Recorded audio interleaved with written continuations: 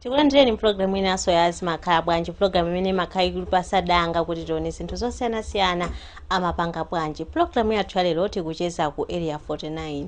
Masiku ano anthu akumavala zovala za design kumachena ndithu ma national wear, zovala zosangalatsa zooneka bwino. Lero tikucheza kwa fashion designer amene ndi Che Mwamadi kuno ku area 49. Tufuna tione kuti zovala zamakono amapanga bwanji, zimayenda bwanji. Muli ndine Faith Kamtambe, takhalani pomwepo.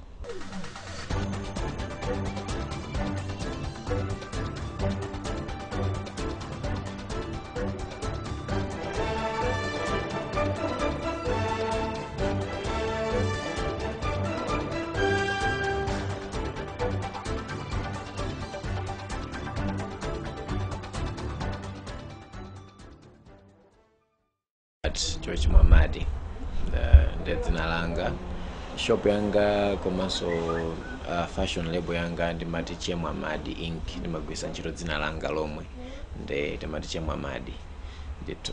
Fashion designing inayamba 2016, so I could say kuti pano zaka ziwiri ndikupanga fashion designing. Okay, tikamagamba za fashion designing ndi tingana kusoka zovala zomwe anthu angafune. Anthu amatamwina kupita ku shop akapeza kuti chovala chinayika kuchifuna koma sichiti mu mtundu omwe akufuna. Chovala chikhoza kwasangalasa koma mwina si size yawo, koma mwina chovala chasangalasa koma mwina sanga chikwanisa chifukwa nchodula. Nde tikamakamba za fashion designing kwambiri tikungokamba zona kuti iwe ndiwe munthu amene umathandiza anthu kuti mwina apeze zovala zomwe zikhoza kukhala mtundu wawo, size yawo, komanso malingana ndi budget yawo kuti akhoza kukwanisa. Ngati tikuwathandizira anthu kuti avale zomwe wakhoza kukonda komanso mwina zolingana ndi matupi awo. Panopa I think chifukwa chakubwera kwa makanema mating even ngati ino Times Television, anthu tili ndi kuthekerano kuti koona zomwe mwina anzathu akuvala mwina maiko ena akunja, mwina kwanza amene amasatira kaya mwina entertainment amafuna azino yayi kuti celebrity wakuti waimba wakuti uja anavala zakuti wa South Africa iye waku UK anavala zakuti nde naneso ndakakonda ntavala ngati ndani amene uja kwa mwina chovala chimene kuti chizafike kuno zikuzotenga zaka or even miyezi ndeno ndikanena kuti panopa timatha kuona kuti izi nzomwe zili fashion kapena zomwe anthu akuzikonda malinganaso poona zomwe anthu ena otchuka akuvala maiko ena akunja. Usually munthu akakhala wabweresa chinthu wachiona kandi pa internet, process yake imakhala yophweka. Choyambirira chimakhala kuti iye uja ationese style, koze poyambirira mwina ndikhoza kungokuonesani kusanabwere zithunzi za pa internet and the like. Timatha kujambula kuti munthu uyu tifati mpangire style achonchi, tifati mpangire zachonchi ndeti timatha majambula makalazi design yomwe munthu akufuna.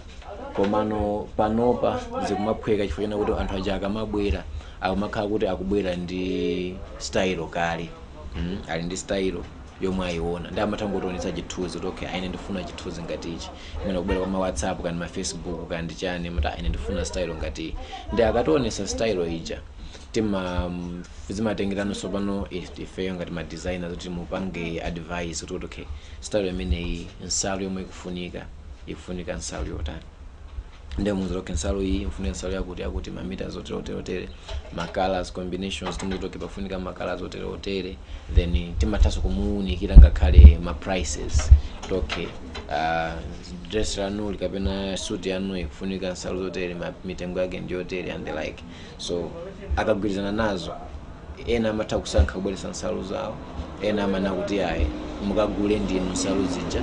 Ndati makagula nsalu tikagula nsalu ndati timatenga ma measurements a customer, tikatenga measurements ama customer sizes zake ndati tikadula then timayamba no process yotani yosoka komanso kupanga design.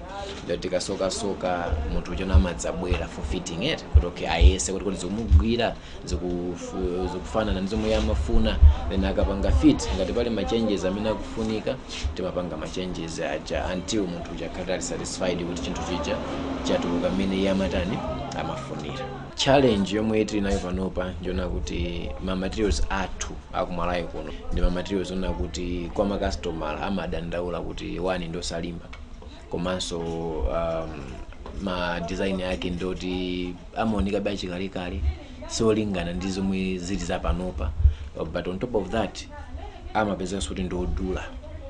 So tifanira kuti materials athu akonkuno ku Malawi akudula kwambiri, komanso si a standard yona kuti anthu akhoza kufananiza ndi zomwe zikuchokera lese mwina ku Tanzania kapena ku Zambia.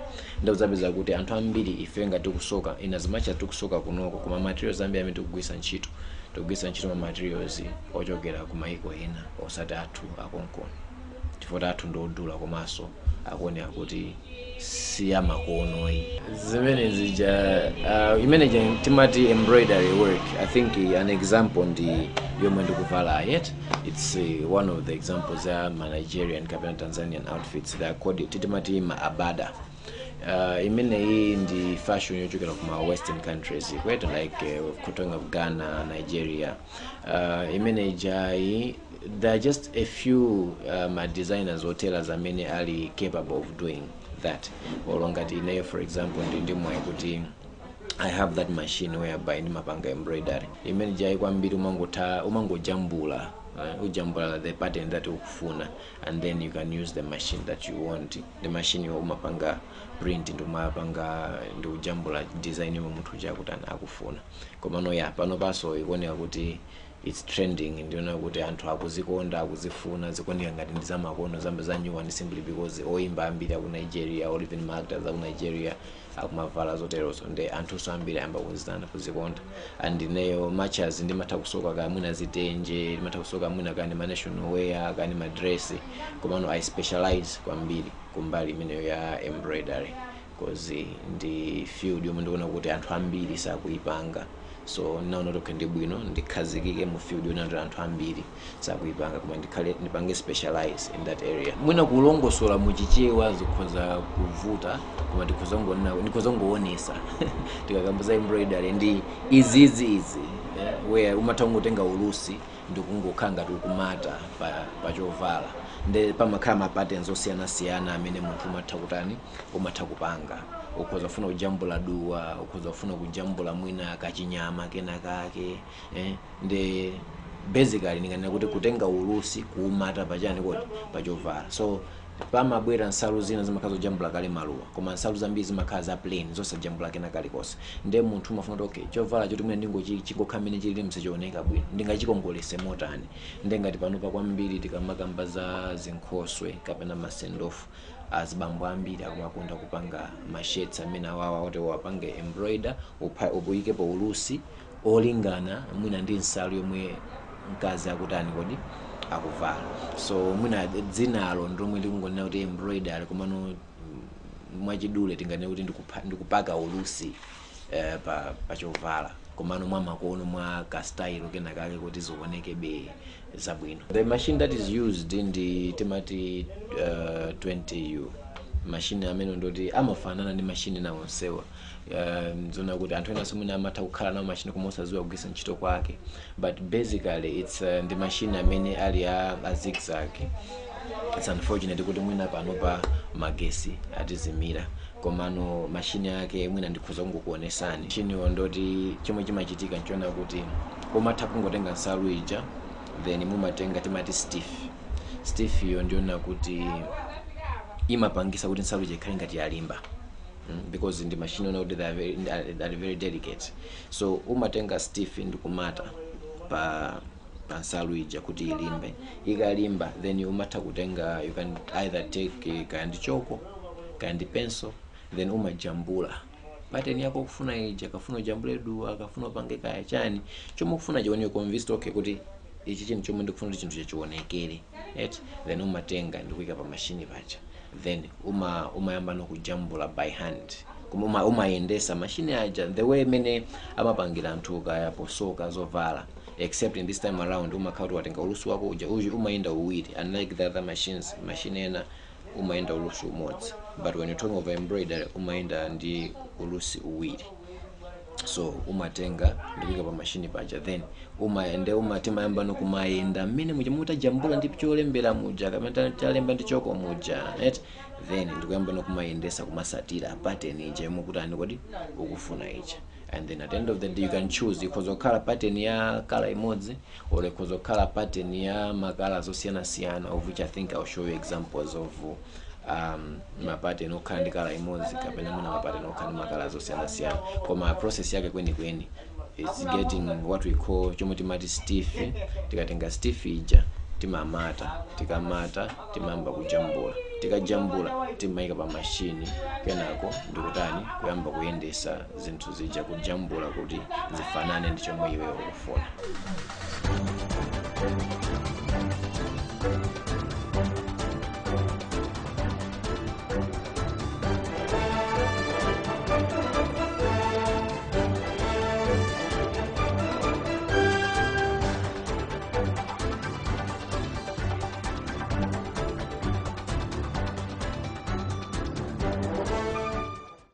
Ngati mwangotsegula kumene kanema wanu tili mkatikati mwa programu ya Zimakhala Bwanji, ndimanena kuti makuona anthu akumavala zinthu zosoketsa zooneka bwino. Kumalawi kunonso tili ndi anthu ma fashion designers amene akusoka zovala ndithu mwaluso. Anyamata ndithu pa zinkhoso akumavala zovala zofanana mwina ndi mtsikana komanso pa ma functions osiyanasiyana. Ndelero tikucheza ku Area 49 kwa designer Mwamadi amene dzina lake ndithu ndi Robert. Ndakuti fotokozera kuti kodi zimenda bwanja kamapanga design zovala zosiyanasiyana.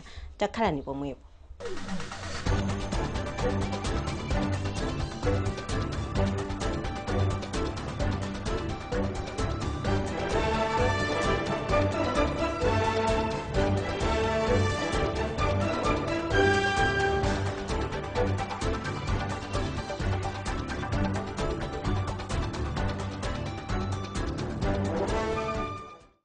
Si zinzono linaita kupita wakaphunzira kumakoha. Ineyo education wise school yanga napanga ku Chansa College. Napanga graduate in 2013. I was doing education in science, of which ndinaphunzisapo ku Stella Maris. Komano ndinangokhala ndi passion when kuti I think ndikuzopanga business because nimatha kuona kuti okay career yanga ya education ndimuna ndi business. I thought muna business ndio mekoza kundithandiza ndeno ndinakhala ndi chidwi chomwe chinachitika kweni chona kuti at a particular time ndili ku school ndikagulisa galimoto ndinazapita ku Tanzania. Nditapita ku Tanzania ndinakagula zovala za embroidery makamaka kuti ndizaise kugulisa. Then tabwera nazo napeza kuti anthu anali ndi chidwi and zinagudwa kwambiri and I made a lot of profit. And then nazapeza somwayi nimakatenga so galimoto ina ku Kariakoo Dar es Salaam ndinakagula so zovala zijaso ndikubwera nazo because anthu nakanga tito adziwa kuti nimakhala ndi zovala za embroidery zija. Then kenako nazifusafusa ndikuti okay kodi can I really go each month or every 2 months kupita ku Tanzania kugula zovala. And then I realized kuti sizoona because ndinalibe capital base yone kuti ndikuzomapita every month. Then pamene mafupanga nokafukufuku wanga pamene mazafufuza kuti kumakoha kuli anthu amene amatha kupanga chani embroidery. Then ndinapita kafufuza Zimakhala Bwanji nagula nsalu kwa basa ndipangire masample. I was amazed kuti zovala zomwe zinasokedwazo zinaliso mwinaso zabwinonso kusiyanaso ndi zina zomwe tinachita kugula kuti ku Tanzania. So nditazindikira kuna kuti konkunoso zovala zikhoza kupangidwa kuposera zomwe zikupangidwa ku Tanzania zija. Naona kuti panalibenso chifukwa choti ndizikhala ndikumapita kubwera Tanzania ndizigula zovala komana konkuno ndikhoza mata kumasoka. Pamene basi napeza ndagula machine ndikupeza material kuti amandipangira zimenezi zidato in 2016 komano business yanga ndinayambira ku Blantyre. Ku Blantyre ndikomwe ndinayambira nakhala ku chaka. Then nditaona kuti I think anthu andidziwa demand ilipo anthu amene amazifuna kwambiri zovala anthu aku Lilongwe kuposera ku Blantyre and zovala zimatumiza pa Axa. Then pamene unota bwanji ndikangoyesa market yakuti Lilongwe pamene mazidi basitabwera kuno pasegula shop kuona kuti tsogolo lilipo chifukwa chona kuti pano over the last 2 years ndaona kuti anthu andidziwa komanso anthu apanga embrace fashion imene iyi because panopa ndochepa amene mwina akumapanga zinkhoswe azibambo savala embroidery. Komanso panopa ndi za Buy Malawi campaign zonda kuti anthu amboma Friday azikhala kuvala zachikhalidwe zopezeka so kuti so anthu ambiri so akubwera kufuna so zovala za embroidery. So ndikakamba za tsogolo ndiona kuti tsogolo lilipo lowala and ndikutha kuona kuti ngakhale market yaikulu ilipo cause even panopa nzona kuti ndinapangidwa approach ndithu ndi ka NGO kenakake kamene kakufuna kuti katithandize material triple material 9 amene atipanga identify the whole Malawi afuna kuti atithandize kuti tizipanga zovala for export kuti tizitha kuzitumiza zovala kunja koma so should be able to sell pantengo okwera oposera momwe tikhoza kugulisa konkuno locally. So ndikutha kuona kuti tsogolo lilipo and phindu so lilipo zovala zo zilipo. I've had instances pamene anthu akhala kubwera toke ndifuna mundisokere lese mwina chovala cha chilomwe ndingakamba mwina za alomwe timatha kuzotoka makonda mwina kuvala zovala za nyakula makonda kuvala mwina zovala za kaza pepo kaza blue eti komano you'd find not pali mitundu ina lese kuti angoni andika validwe kawo kwa pali mitundu ina yomwe sunga nitoke atumbuka amavala chonchi kapena ayawo amavala chonchi and the like. So ndizovuta chifukwa mwina tilipo anthu ambiri pali mitundu yosiyana m'Malawi muno and of which mitundu ina ilibe a particular kind of mavalidity amavala chonchi.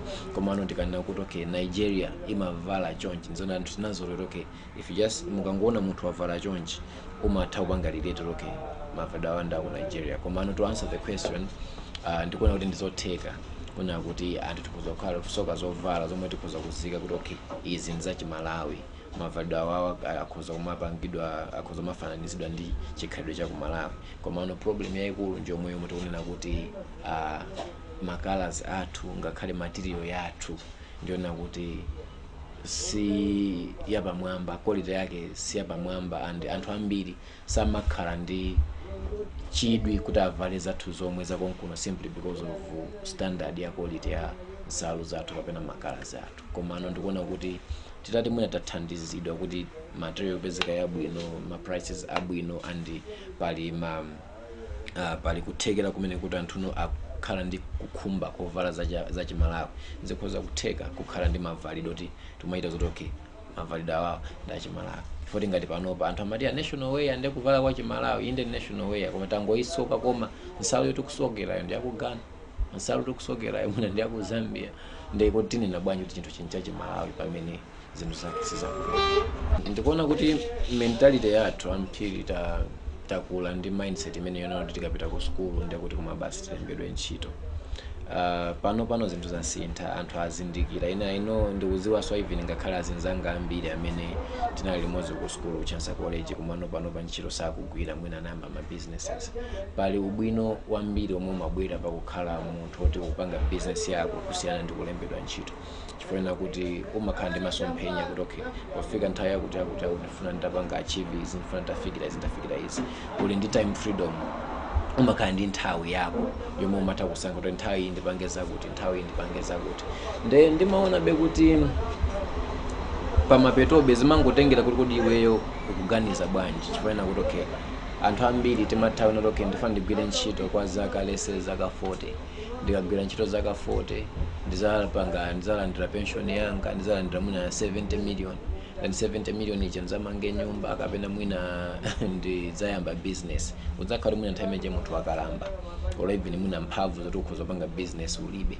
Kodi zikusiyana bwanji ndina kuti okay malo moti ugwire ntchito zaka 40 ndikuzalandira 70 million yako ija iweyo uyambe on the ground zero uyambe pang'ono ndikumapanga build business yako cha pang'ono kuti uzafikire 70 million uyipanga target ija ndimaona kuti at the end of the day ndi maganizidwe ako aiweyo. Not many people are willing to start small. Ambiri timafuna kuti mwamwe tingofikira tiyambe ntchito company eka ndi nyumba akakutenga maloni komano ndimaona kuti you can start from the end ukhoza kuyambira kumapeto ndikumatani malo moyambira kuno umapita ukhoza kuyambira kumapeto. So ndi maganizidwe ako iweyo komano ndikuona ngati kuti it's not alliance amene akupita ku school amene akulina kulembedwa ntchito. School is there just to open mind yako munthu kuti udziwe kuti moyo ukhoza kupanga hando bwanji and kwa munthu woti unapita ku school actually it's better to do a business because business yako umaipanga mosiyana ndi munthu oti mwina ku school sanapita. So munthu oti anapita ku school apanga business ali very likely kupanga succeed kusiyana ndi munthu oti mwina apanga business kwa mwina ku school sanapita. So I would encourage others also kuti mwina anayisa ntchito sizikuyenda wa ntchito sakuzipeza, simply start a business ndikuona kuti kodi business yomwe akhoza kupanga ndi business yotani. Ubwino wa fashion designing simafunika ine mwina I'm just ndilipa advantage kuti ku school kwa napita mpaka college, komano panopa ndikakhala ndimazindikira kuna kuti olona khawti mwina ku college sinapita business ndi business ndakatha kupanga kukwanisa bwino. What you need basically ndi ngati panopa ndi ma students ndimalandira ma students amene ndikupanga train. So what you need kwambiri is just to have an open mind, ukhale kuti ndiwe munthu ona kuti mutu wako ndotseguka and ndiwe ophunzitsika, ndekuti when you come you simply learn ophunzira kudula nsalu ndi basically ndi scissors yeniyeni ophunzira kudula measuring tape ndikachenti kuna kuti umatha kungokuza kuti kwambira pa 1 mpaka pa 13 ukayeza ndizosavuta wina aliyeso 11 munthu wa standard 8 akhoza kutani. So kuti munthu kale fashion designer you don't need any certificate, so ufunika olo degree na iliyonse, ungofunika ukhale munthu ophunzitsika, ukhale munthu wachidwi, ukhale so munthu ona kuti uli visionary kuti ukhoza kumatha kuona kuti okay chomwe chingakhale bwino komanso chomwe chingakongole ndi chani. So ndi zinthu zoti aliyense akhoza kukwanisa, palibe prerequisite na iliyonse yofunikira yoopsa. Pano pa chopanga trend kwambiri ndi anthu ambiri ndingena kuti ndizovala zomwe zija zomwe anthu timavala nthawi zonse, chabe kuti anthu amene kuti ung'ono it simply because pano amafuna kuti alisa akafuna chovala samafuna chovala chizikhanga kuti wabwerekedwa kapena kuti si chako nchanzako, ndi amafuna chovala chikhale chogwira thupi. So ndingena kuti ung'ono pano ndimwe akhala ngati watenga malo where people afuna kuti akhale ndi chovala choonesa kuti chikwagwira. And then also panopa simply because of mwina weather change summer ite panopa anthu ambiri akukonda basi mwina timakabudula afuna mwina tima crop top tima blouse totaya tolowa mphepo.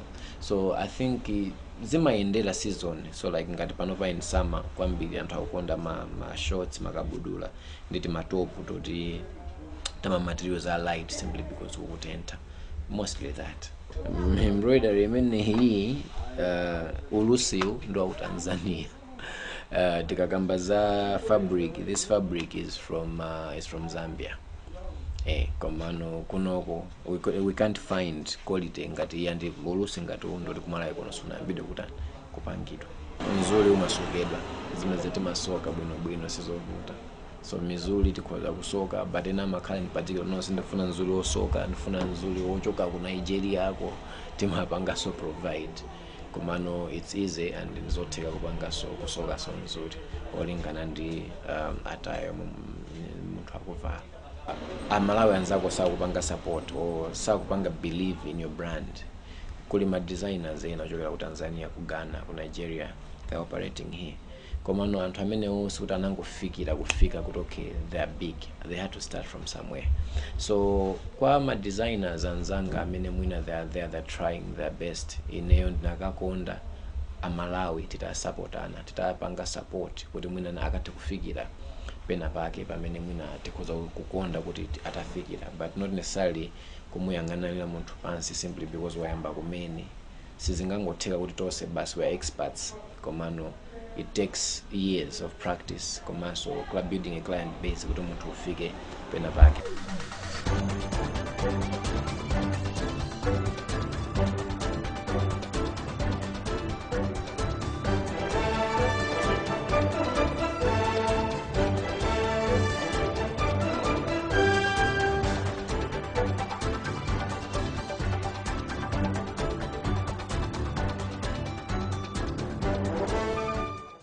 Mene monso ndimeneta maisa programu ya Charilo ya Zimakhala Bwanji. Lero timacheza kwa Che Mwamadi ku Area 49. Ndikhulupirira kuti niwe mwaphunzirapo kenakake chomwe mungazachite ndi uzakhala pomwepo sabata yamawa pamenenso ndizabwera ndi programu ina ya Zimakhala Bwanji. Ndimuthokoze nyamata amene anali pamakina makamaka pa kamera Henry Shulu. Tinkozi wankulu wa programu imene Rebecca Shinjeka. Mnayi ndine Faith Kamtambe, pitirizani kuonera Kanima wa Times.